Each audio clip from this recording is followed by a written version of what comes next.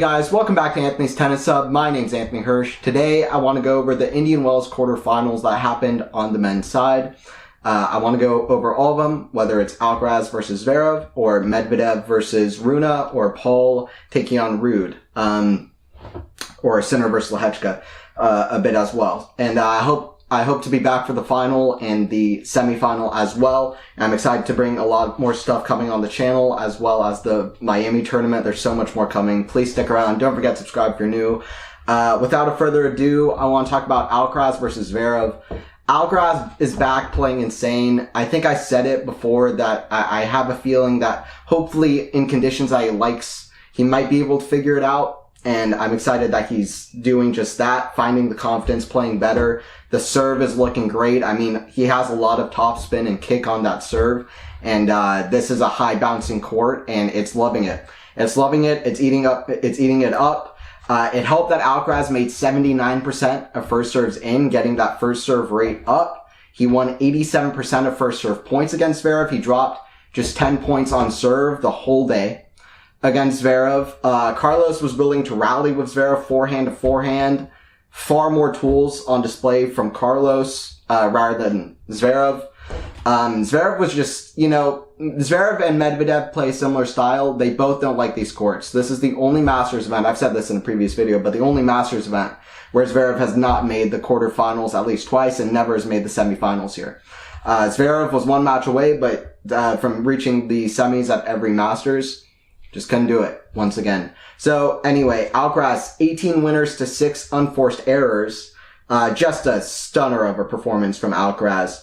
So good on the first serve return. Zverev winning 51% of first serve return. I'll get out of these stats, but just that is something you just don't see in a Zverev match, and largely to do with Alcaraz. Like I said, Zverev just not loving these courts like Medvedev. He needs the courts to play a little bit faster, a little bit more low bounce to suit his game, even if it's not the most offensive game. That's why he needs it, so that, his shots aren't, just there for the killing on a slow court where his balls aren't being super aggressive. So anyway, 1-2, Zverev hits 3 poor errors, a poor volley into the net, a neutral forehand missed, and also a double fault on break point. Zverev is prone under the pressure. At love 30, at 4-2, Carlos with a beautiful serve and volley is under pressure. At 15-30, builds out the point beautifully. He defends well off of a backhand. Like I said, Zverev just not able to get the right depth or pop with the conditions. And again, a great volley winner from Alcaraz to finish out that game. So just a lot of tools on display. At 5-3, a great drop shot and lob combo from Alcaraz over the 6'6" Zverev. A serve and volley, a drop volley off the return of serve at 30 love, a serve and volley, and then a big forehand and a big serve. Just a little bit too much at Zverev ends off the set. First, it's a big forehand, and he's not going for anything too crazy as Alcaraz. Often it wasn't a huge flashy shot. It was a smart, dialed-in performance of the highest tier, just showing his talent with all the tools he has. But, all the tools he has, a little bit too much. It's a little bit too much beating the top players. It's just high percentage and solid from him. Like, even if the highs aren't as high, you come out, I think, more impressed. It doesn't have to be a 100 miles per hour forehand every point or a crazy tweener. It's just, using his tools smartly from slightly difficult positions in the court, being able to just hit a forehand that's a little bit too good. And you're like, wow, how did he hit a forehand that fast from that position? He can use the talent in a little bit more high percentage way that still leaves you just blown. And he can still hit crazy shots, but it just doesn't have to be every single point. Just playing a little bit more a little bit more solid, I should say, and a little bit more dialed in. Second set at 0-0 at 40-30 in the second set. Alcaraz with a stunning backhand return from way deep behind the baseline, neutralizing that big serve with a return cross court, a big return cross court. Just incredible strength, stability from the left leg, basically sliding, almost open stance, but sliding to return the shot. Sliding on hard courts is the new thing. Look at Jakub Mensik, look at what Djokovic started, Swiatek, Sinner now sliding on hard courts. It's the new thing. and Alcaraz sliding to return the serve. Zverev was going to that backhand all the time in this match, hoping that he can open up the court, hopefully with an Alcaraz backhand to his forehand, and hopefully open up the court, but it would just never happen that way. And Zverev couldn't find anything off the forehand either. And off that backhand return, Zverev retrieves it fairly short. His slice not as effective as hitting over it, especially on the slow surface. His slices falling very short. And Alcaraz, just incredible footwork, gets around it and gets brilliant space between him and the ball. Gets around it, hits a huge forehand inside out, and then peppers another one out wide for a winner, inside out for a winner, now deuce. And then Zverev, a forehand to the net and a backhand into the net. Alcaraz again neutralizing so well off the backhand. It was just solid stuff, just a little bit too good. And throughout the set, Alcaraz is playing so many points where he's building out the points. He's going to the forehand time and time again, unafraid to go to the forehand. The Zverev forehand really can't hit him, especially as Alcaraz is playing it pretty aggressively. And then he goes to the backhand, and a lot of times, almost immediately, Zverev misses the backhand. I mean, Zverev not really getting a chance to go onto the practice court with the backhand and really try to improve it as the match goes on. It's just like, Alcaraz just keeps going to the forehand. Whenever it gets to the backhand, he's hitting a lot of errors, Zverev. And it was a great play for Carlos, the backhand hitting. And Alcaraz saying, you can't hurt me off the forehand wing either. So it was just nothing from Zverev was really hurting Alcaraz at all. He looked lost out there. And then towards the end of the match, an absolute brilliant drop volley off the feet from Alcaraz at 40-15 to hold to get to 4-1. Zverev fully just unable to attack, hitting errors usually when trying or being neutralized, not finding depth in these heavy conditions. Alcaraz so aggressive, coming to net all the time with great success. We'll see if he continues that against Jannik as well, forcing Sinner to really come up with some really tough shots rather than Sinner dictating so much. So we'll see if Alcaraz is going to be able to do that. And then at 4-1, Alcaraz runs away with it for the rest of the set. He breaks at 15 at 4-1. He hits a drop shot winner, a fantastic forehand down the line out of nowhere. And then two backhand returns off of first serve. One gets a forehand error out of Zverev. Like I said, Alcaraz is so good on the backhand return all day.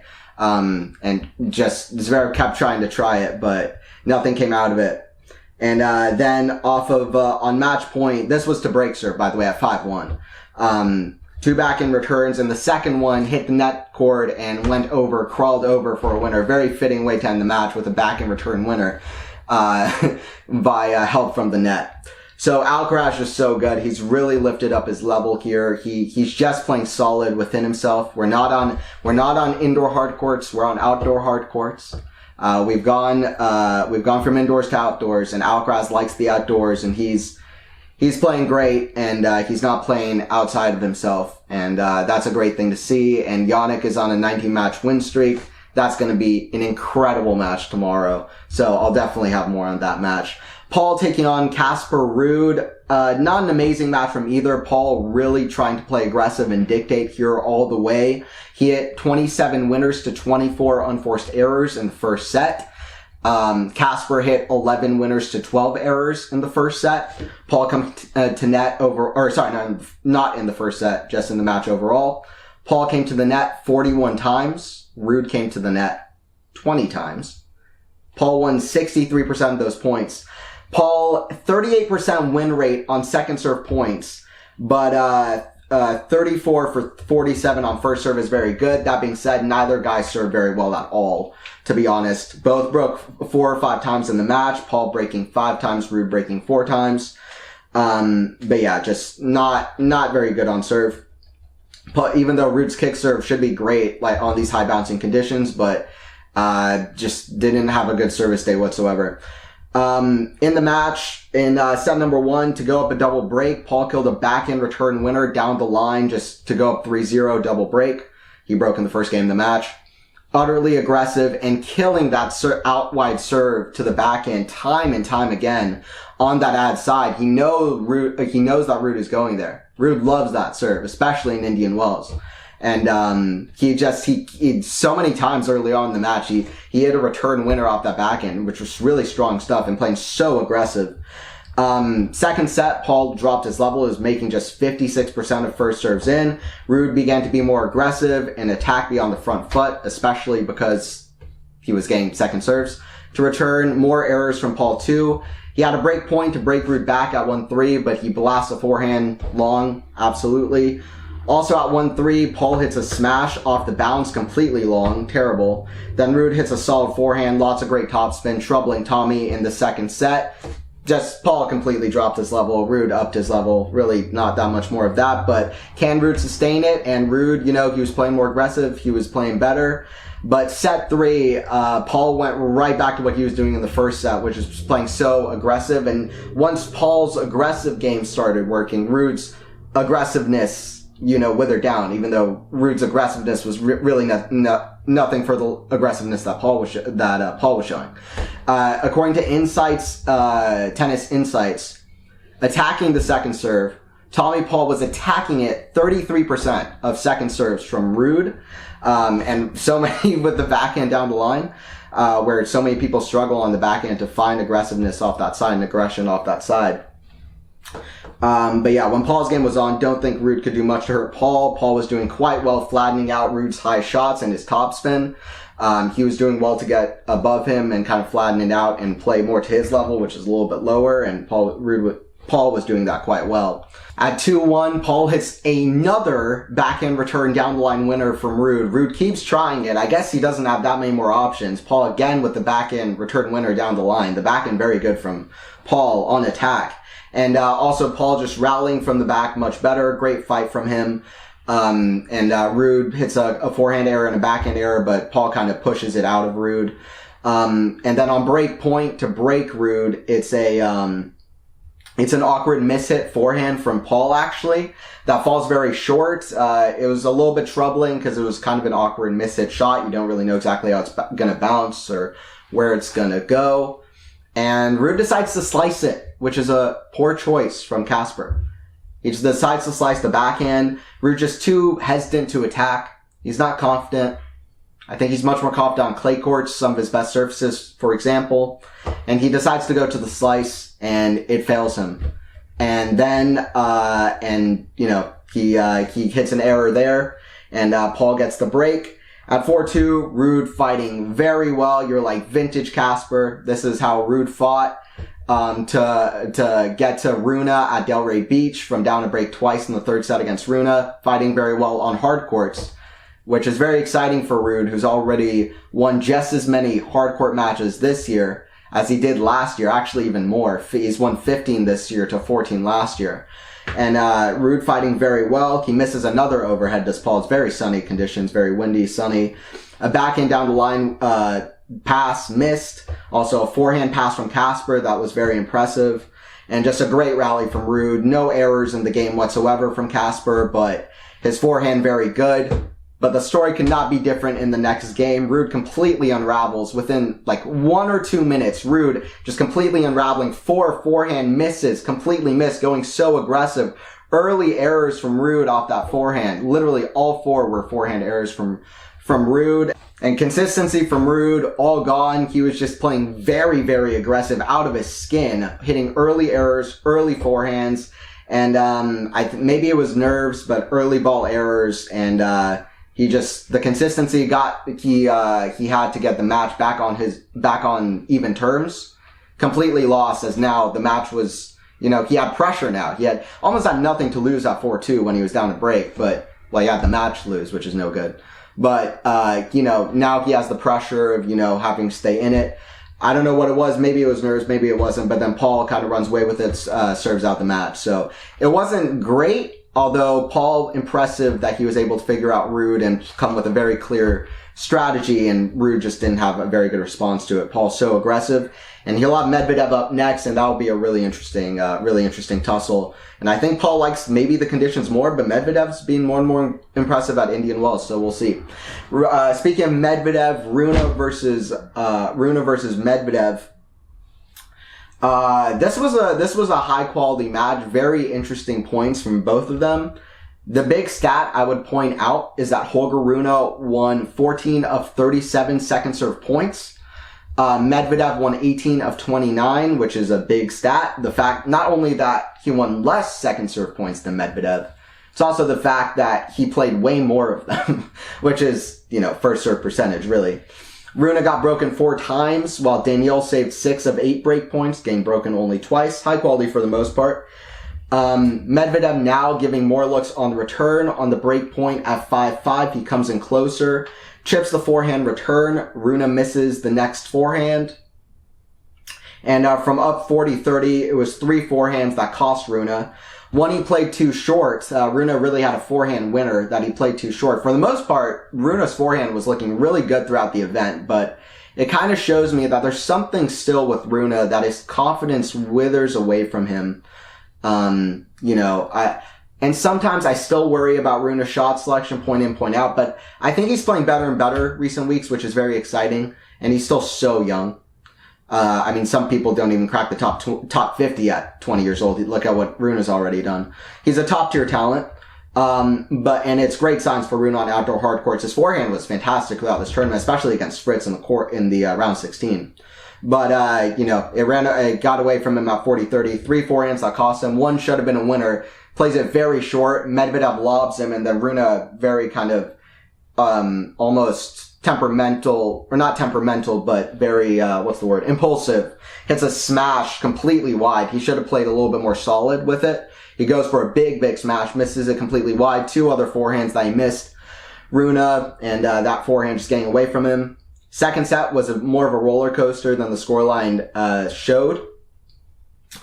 Rune actually broke early for a 2-0 lead. It was a forehand return winner and 3 backhand errors from Medvedev, the backhand completely breaking down. Once again, Medvedev not too confident on this surface either. He likes outdoor hard courts. He doesn't really love the outdoor hard courts of Indian Wells though. The backhand breaking down, but Medvedev with an incredible return game at 2-0, fighting hard in the second set. Some great volley skills in the game, really impressive volley skills. Backhand pass down the line, the backhand now working yet again. Rune clearly thinking not, coming in, seeing the backhand errors from the previous game, but Medvedev figuring it out. And Medvedev figures it out now. He's so adaptable. At this point, I've kind of conceded that Medvedev is such a top-tier talent, like a Sinner, like an Alcaraz, like the Big Four, that they can play absolute top-tier tennis on every surface. Like the Big Four, they reached major finals on every single surface, all 4 of them.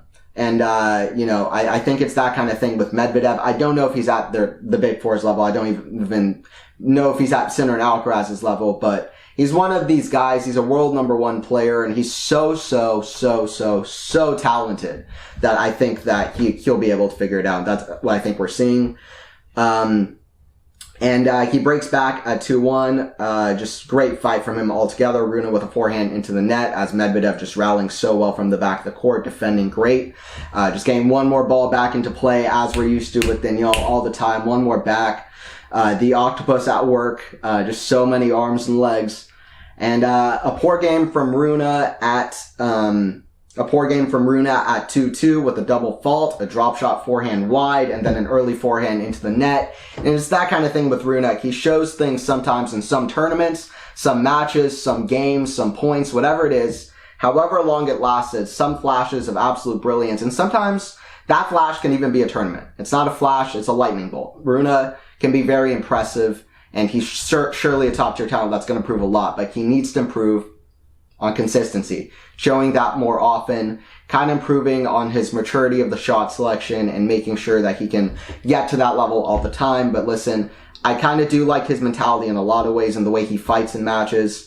And I do rate his speed. I rate the variety that he has from the back of the court. It's all about figuring it out. And we'll see what he's able to do with that. I still think stasis in his box and figuring that out more would help him. But anyway, that was kind of Rune versus Medvedev. Very high quality stuff, but Medvedev a little bit more consistent. And Rune just giving Medvedev too many chances on the return of serve. So that's kind of what happened in that match. And Medvedev played great. But he crunched down when it mattered. And that kind of gave the match to Medvedev, who gets to the semis. He'll have chances to defend the final that he reached last year. And Sinner versus Lehechka, what can you say about Yannick? Sinner made just 52% of first serves in. It was way worse in the first set. It was like 29% at one point. But overall, he was just way too good everywhere. I mean, he's showing his maturity at this point, that all of the improvements he's had over the years against Lehechka. Lehechka has been showing such power and such consistent power. You've seen that from the serve insights and shot quality throughout the tournament. But Sinner was just able to overpower him everywhere. 6-3, 6-3 scoreline. And Lehechka probably not quite at the level he was, but part of that is just to do with Yannick, who Lehechka had nothing to hurt Sinner with. Everything that Lehechka can do, Sinner can do a little bit better. But yeah, those were kind of the 4 quarterfinal matches. And then, listen, on we're going to have Sinner versus Alcaraz. We're going to have Paul versus Medvedev. Medvedev has a good record against Paul. He beat Paul, I believe, like 6-2, 6-1 in Beijing. Played very, very well. He also beat him on clay courts, which is a good sign, although Paul doesn't really like playing on clay courts either. But Medvedev beat him at Roland Garros. Also, Medvedev probably likes playing at Grand Slams more than Paul, but still, it's a good sign for Medvedev. Very comfortable 2-0 lead in the head-to-head at the moment. And, we'll see. Paul got through Ruud, but I also didn't think he played his best. He's gonna have to play his best, honestly, I think, to beat Medvedev. Medvedev did up his serve a little bit in the Rune match.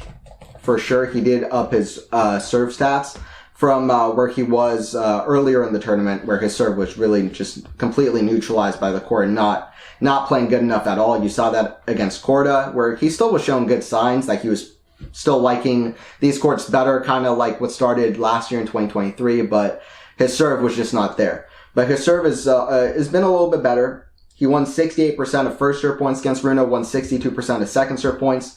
First serve percentage could still be higher. But we'll see. Paul is going to be very aggressive. We saw that in the last match. We'll see if he's going to be able to hit through Medvedev. But knowing the result in Beijing, I'm definitely backing Medvedev. And then Sinner Alcaraz is a match that I am heavily, heavily excited for.